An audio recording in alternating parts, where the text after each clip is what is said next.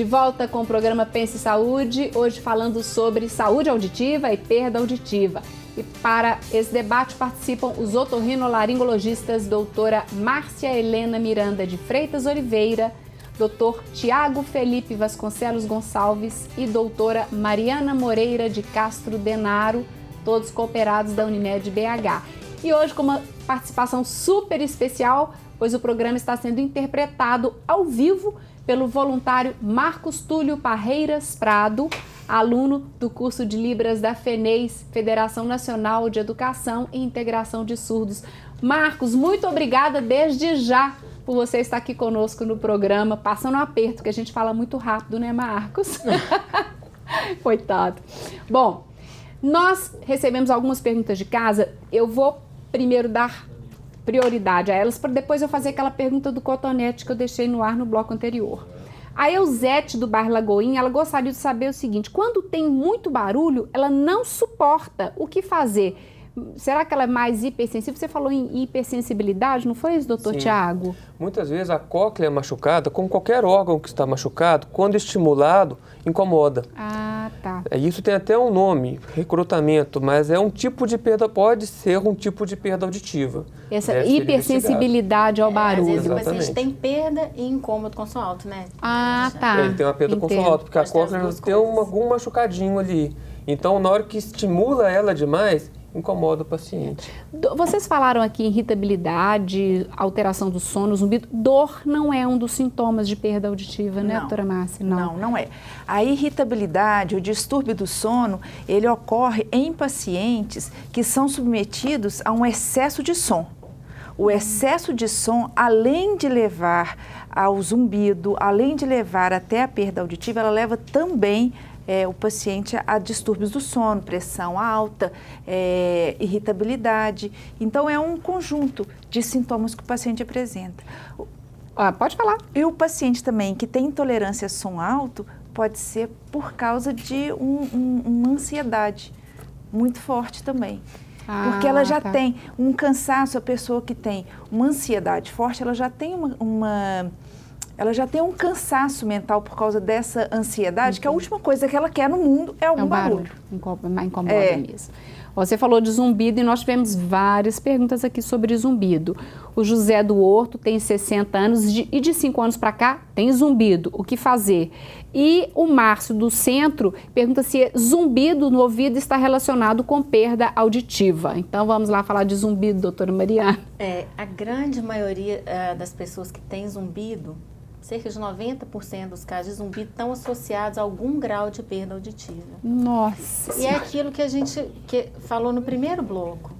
Então, às vezes, a perda auditiva é numa frequência aguda que não atrapalha a conversa no dia a dia, o paciente não percebe que tem perda auditiva, mas essa lesão na cóclea, que o paciente às vezes não entende como perda auditiva, pode estar gerando um zumbido. Certo. Mas existem outras causas de zumbido sem ser auditivas? A gente comentou das causas metabólicas. Causas metabólicas.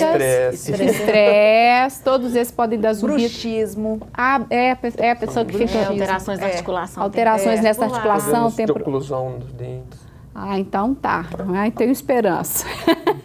Ok. Mas então, é bom investigar. Né? Para essas duas pessoas que mandaram perguntas, é bom investigar.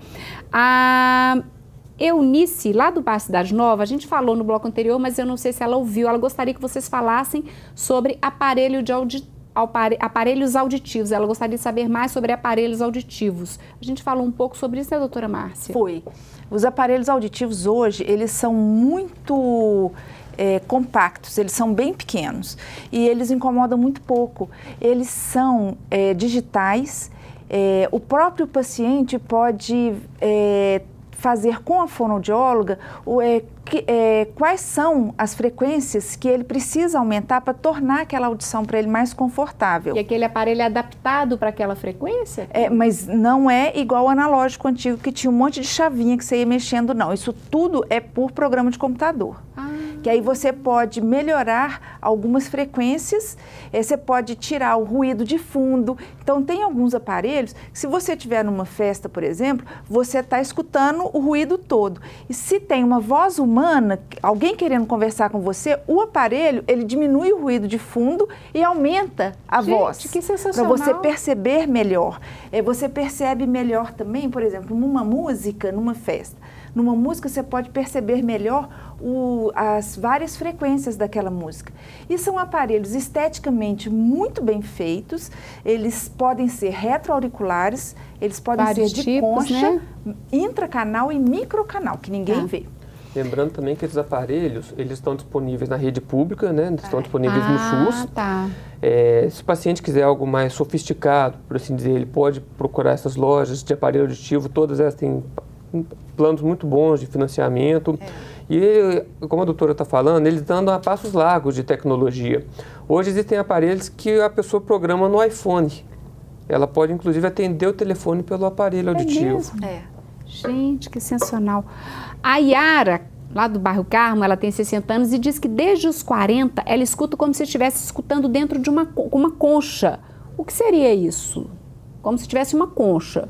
Acho que é abafado, não sei. Pode ser o zumbido, né? Essa concha pode ser a forma que ela está definindo o zumbido dela. Ou uma sensação de plenitude auricular, pode ser uma disfunção de tuba auditiva. O ouvido, ele está comunicado com o nariz. Nós não falamos disso ainda, mas até nesse modelozinho aí tem um canalzinho que ele vai parar lá atrás do nariz, próximo à garganta. Esse aqui? Não, do outro lado. Olha aqui. Mostra aí, doutora Márcia. Olha aqui, ó. Aqui, ó, é a tuba auditiva. Tá. Ela vai comunicar o ouvido médio, que tem ar, atrás do ouvido, com a nasofaringe. Então, toda vez que a gente engole, ó, entra um arzinho para dentro do ouvido. É através dessa tuba. Se ela não estiver funcionando bem, se ela estiver fechada, vai criar uma pressão negativa dentro do ouvido. É o que a gente tem, às vezes, no sinusite, né? Que a gente percebe isso direitinho. É igual uma analogia do tambor. A membrana timpânica, ela vibra com o som. É como se você fosse tocar tambor, mas você colocasse o instrumento sobre o chão. Ou você carrega ou você coloca no apoio, mas ele tem que deixar o ar entrar. Vibrar. O Marco Antônio, lá do Comiteco, ele mandou a pergunta para você, doutora Mariana. Ele gostaria, ele diz que a mãe não se adapta ao aparelho, o que fazer? E ele diz que tem muita cera no ouvido, o que fazer? Vamos lá. Bom, a primeira coisa, cera no ouvido, só o otorrino que tira.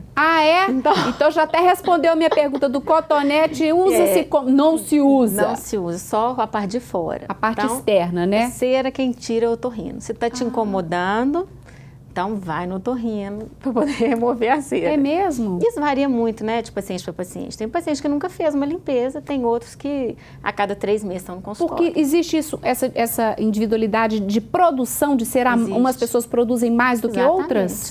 Como eu disse, tem paciente que a cada 3 meses está incomodado com o tanto de cera no ouvido. E tem outros que nunca foram no consultório, nunca nem pararam para pensar nisso. E agora, no caso da mãe dele, que não se adaptou ao aparelho... Eu acho que é muito o que a doutora Márcia disse. Os aparelhos hoje, eles têm que ser programados para aquele tipo de perda auditiva. Então, você não pode pegar emprestado o aparelho do seu vizinho para você usar, que não vai dar certo.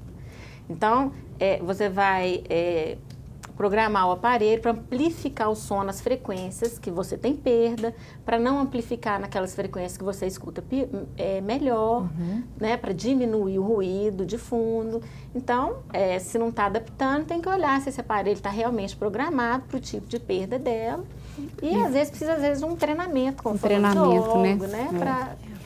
Gente, o nosso tempo infelizmente acabou. Gostaria muito de agradecer a presença, a participação de vocês, esclarecendo as nossas dúvidas dos nossos telespectadores. E agradecer você, Marcos Túlio, que esteve aqui nos ajudando. Muito obrigado. Correndo atrás, porque a gente fala rápido e ele penou ali com a gente. Muito obrigada, viu? O Pense Saúde de hoje chegou ao fim, mas você pode rever o nosso programa terça-feira, às 5 da tarde e sexta-feira, 1 hora da tarde. E também no nosso site, tvhorizonte.com.br, a qualquer momento. Obrigada pela sua companhia. Eu espero você no próximo Pense Saúde, uma parceria da Unimed BH com a TV Horizonte. Tenha uma ótima semana, paz no coração e pense saúde sempre!